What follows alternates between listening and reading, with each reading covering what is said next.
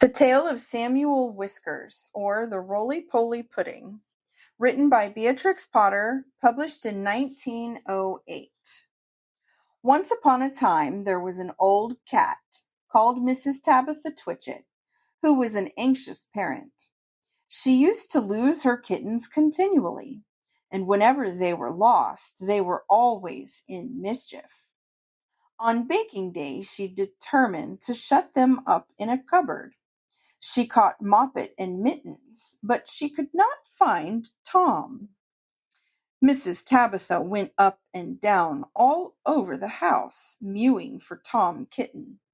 She looked in the pantry under the staircase, and she searched the best spare bedroom that was all covered up with dust sheets. She went right upstairs and looked into the attics, but she could not find him anywhere. It was an old, old house, full of cupboards and passages. Some of the walls were 4 feet thick, and there used to be queer noises inside them, as if there might be a little secret staircase.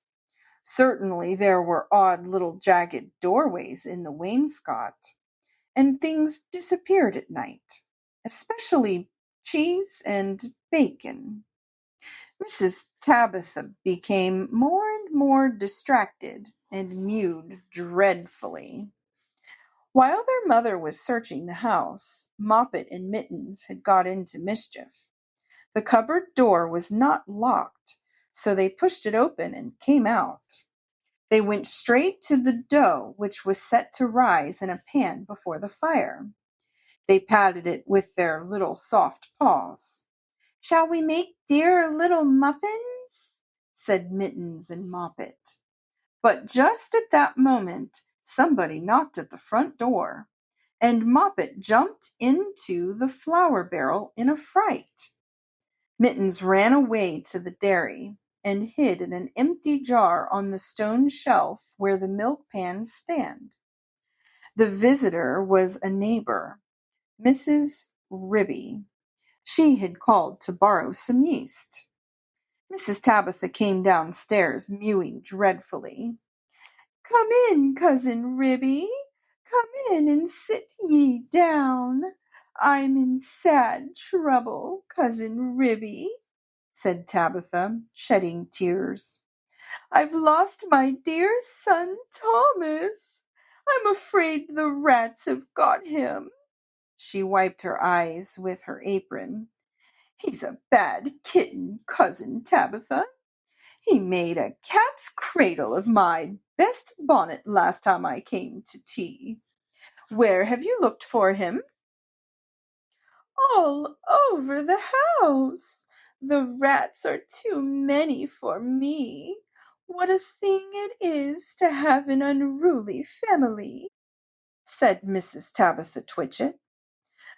"I'm not afraid of rats. I will help you to find him, and whip him too. What is all that soot in the fender?" "The chimney wants sweeping." "Oh, dear me, Cousin Ribby, now Moppet and Mittens are gone. They have both got out of the cupboard." Ribby and Tabitha set to work to search the house thoroughly again. They poked under the beds with Ribby's umbrella, and they rummaged in the cupboards. They even fetched a candle and looked inside a clothes chest in one of the attics. They could not find anything, but once they heard a door bang, and somebody scuttered downstairs. "Yes, it is infested with rats," said Tabitha tearfully. "I caught 7 young ones out of one hole in the back kitchen, and we had them for dinner last Saturday. And once I saw the old father rat, an enormous old rat, Cousin Ribby. I was just going to jump upon him when he showed his yellow teeth at me and whisked down the hole. The rats get upon my nerves, Cousin Ribby," said Tabitha. Ribby and Tabitha searched and searched. They both heard a curious roly-poly noise under the attic floor, but there was nothing to be seen. They returned to the kitchen. "Here's one of your kittens at least," said Ribby, dragging Moppet out of the flour barrel. They shook the flour off her and set her down on the kitchen floor. She seemed to be in a terrible fright. "Oh, Mother! Oh, Mother!" said Moppet. "There's been an old woman rat in the kitchen, and she's stolen some of the dough." The two cats ran to look at the dough pan. Sure enough, there were marks of little scratching fingers, and a lump of dough was gone.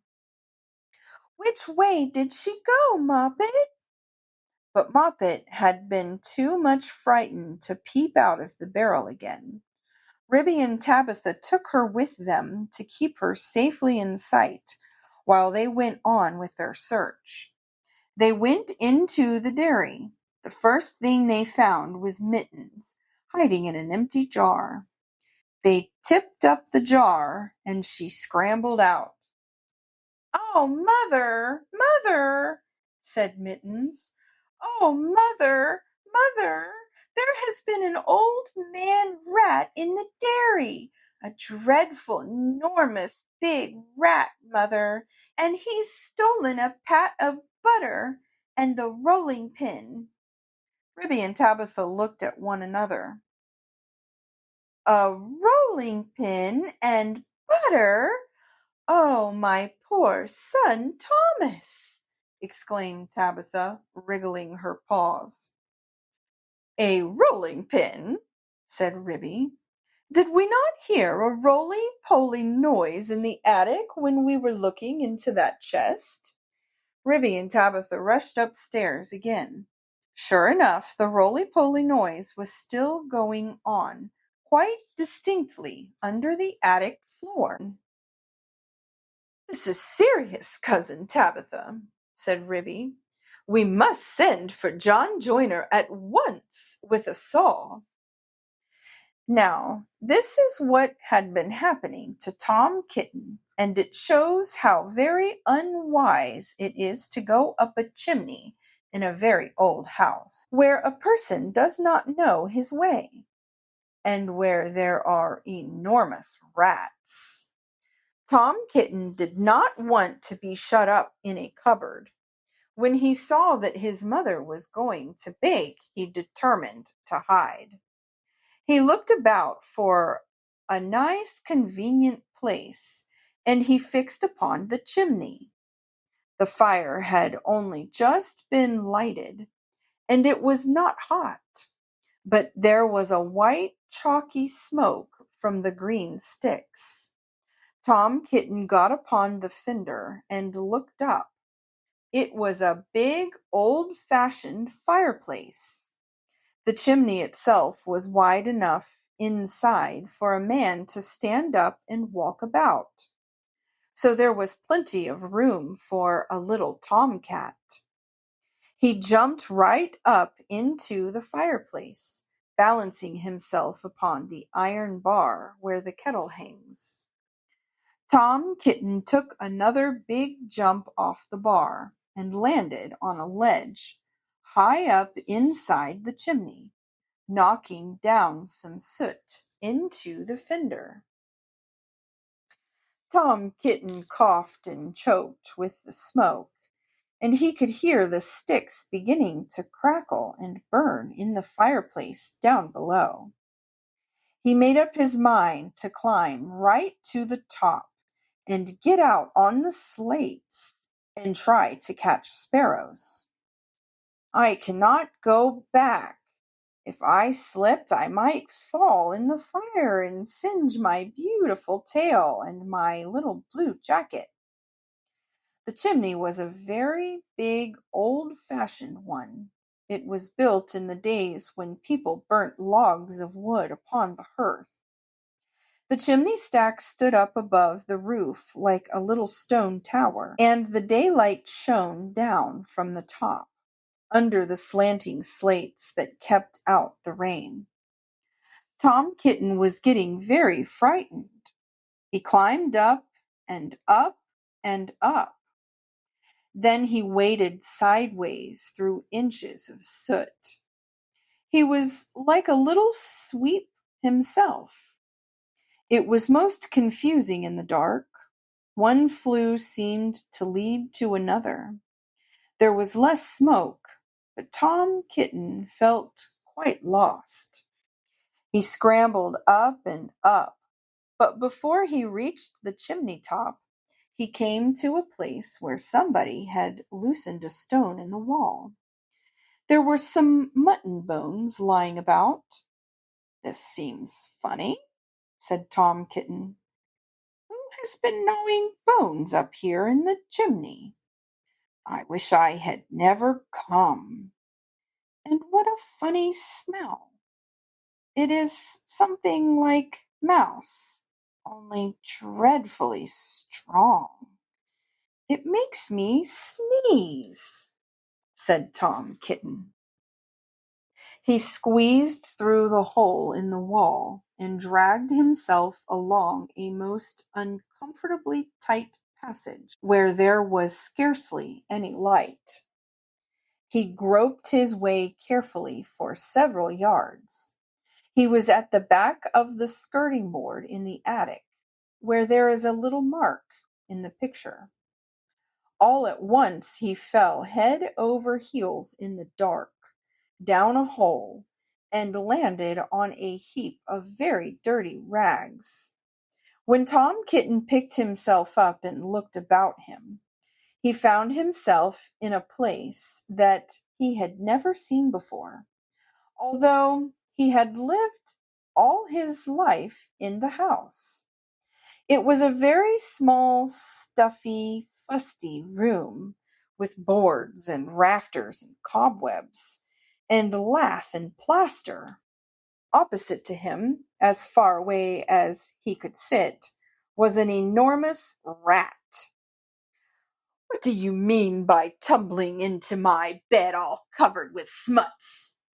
said the rat, chattering his teeth.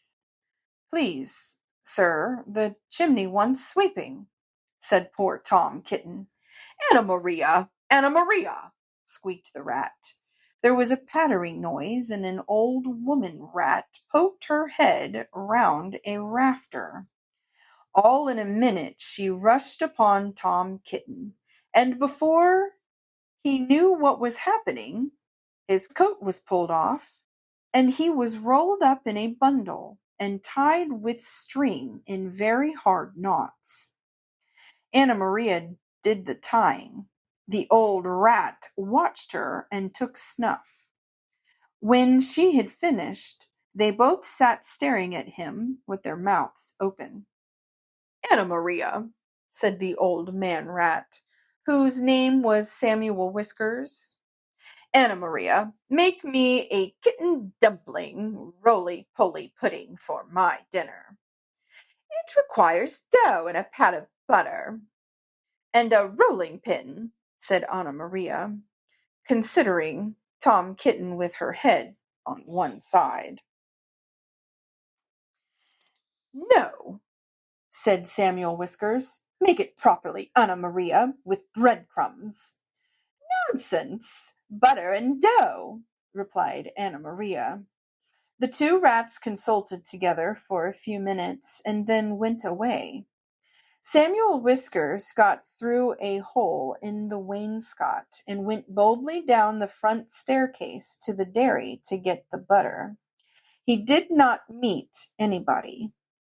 He made a second journey for the rolling pin, and pushed it in front of him with his paws, like a brewer's man trundling a barrel. He could hear Ribby and Tabitha talking, but they were busy lighting the candle to look into the chest. They did not see him. Anna Maria went down by way of the skirting board and a window shutter to the kitchen to steal the dough. She borrowed a small saucer and scooped up the dough with her paws. She did not observe Moppet. While Tom Kitten was left alone under the floor of the attic, he wriggled about and tried to mew for help. But his mouth was full of soot and cobwebs, and he was tied up in such very tight knots he could not make anybody hear him, except a spider who came out of a crack in the ceiling and examined the knots critically, from a safe distance. It was a judge of knots because it had a habit of tying up unfortunate bluebottles. It did not offer to assist him. Tom Kitten wriggled and squirmed until he was quite exhausted. Presently the rats came back and set to work to make him into a dumpling. First they smeared him with butter, and then they rolled him in the dough. "Will not the string be very indigestible, Anna Maria?" inquired Samuel Whiskers. Anna Maria said she thought that it was of no consequence, but she wished that Tom Kitten would hold his head still, as it disarranged the pastry. She laid hold of his ears. Tom Kitten bit and spat and mewed and wriggled, and the rolling pin went roly-poly, roly, roly, poly, roly. The rats each held an end. "His tail is sticking out. Did you not fetch enough dough, Anna Maria?" "I fetched as much as I could carry," replied Anna Maria. "I did not think," said Samuel Whiskers, pausing to take a look at Tom Kitten. "I did not think it will be a good pudding. It smells sooty." Anna Maria was about to argue the point when all at once there began to be other sounds up above, the rasping noise of a saw, and the noise of a little dog scratching and yelping. The rats dropped the rolling pin and listened attentively. "We are discovered and interrupted, Anna Maria. Let us collect our property and other people's, and depart at once. I fear that we shall be obliged to leave this pudding, but I am persuaded that the knots would have proved indigestible, whether you may urge to the contrary. Come away at once and help me to tie up some mutton bones in a counterpane," said Anna Maria. "I have got half a smoked ham hidden in the chimney." So it happened that by the time John Joiner had got the plank up, there was nobody under the flour except the rolling pin and Tom Kitten in a very dirty dumpling. But there was a strong smell of rats, and John Joiner spent the rest of the morning sniffing and whining and wagging his tail, and going round and round with his head in the hole like a gimlet. Then he nailed the plank down again, and put his tools in his bag, and came downstairs. The cat family had quite recovered. They invited him to stay to dinner. The dumpling had been peeled off Tom Kitten, and made separately into a bag pudding, with currants in it to hide the smuts. They had been obliged to put Tom Kitten into a hot bath to get the butter off. John Joiner smelt the pudding, but he regretted that he had not time to stay to dinner, because he had just finished making a wheelbarrow for Miss Potter, and she had ordered 2 hen coops. And when I was going to the post late in the afternoon, I looked up the lane from the corner, and I saw Mr. Samuel Whiskers and his wife on the run, with big bundles on a little wheelbarrow, which looked very like mine. They were just turning in at the gate to the barn of Farmer Potatoes. Samuel Whiskers was puffing and out of breath. Anna Maria was still arguing in shrill tones. She seemed to know her way, and she seemed to have a quantity of luggage. I am sure I never gave her leave to borrow my wheelbarrow. They went into the barn and hauled their parcels with a bit of string to the top of the hay mow. After that, there were no more rats for a long time at Tabitha Twitchit's. As for Farmer Potatoes, he has been driven nearly distracted. There are rats and rats and rats in his barn. They eat up the chicken food and steal the oats and bran and make holes in the meal bags. And they are all descended from Mr. and Mrs. Samuel Whiskers, children and grandchildren and great-great-grandchildren. There is no end to them.